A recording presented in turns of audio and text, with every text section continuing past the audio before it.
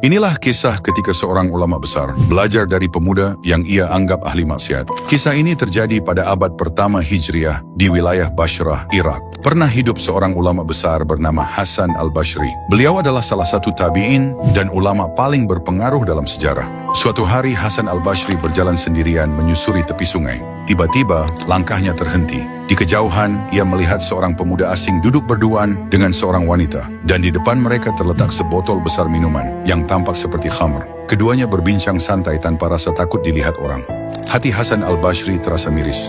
Dalam batinnya, ia berkata pelan, "Betapa rusaknya zaman ini, maksiat dilakukan terang-terangan. Seandainya pemuda itu mengisi hidupnya dengan ibadah seperti diriku." Namun belum sempat pikirannya selesai, terdengar teriakan dari tengah sungai. Sebuah perahu berisi 7 orang terbalik dihantam arus deras. Para penumpangnya menjerit, berjuang melawan tenggelam. Tanpa ragu sedikit pun, pemuda yang tadi dianggap bermaksiat itu berdiri, lalu berlari dan melompat ke sungai. Ia berenang melawan arus, bolak-balik dengan tubuh penuh tenaga. 1 orang, 2 orang, hingga 6 nyawa berhasil diselamatkan.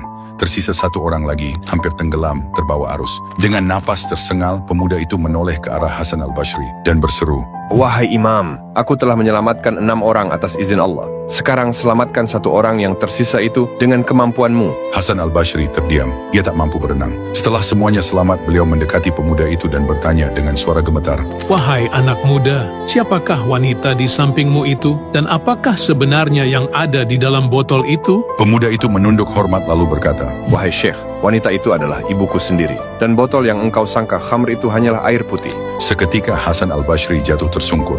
Air matanya mengalir deras. Ia menangis karena merasa paling suci dan telah merendahkan hamba Allah yang lain.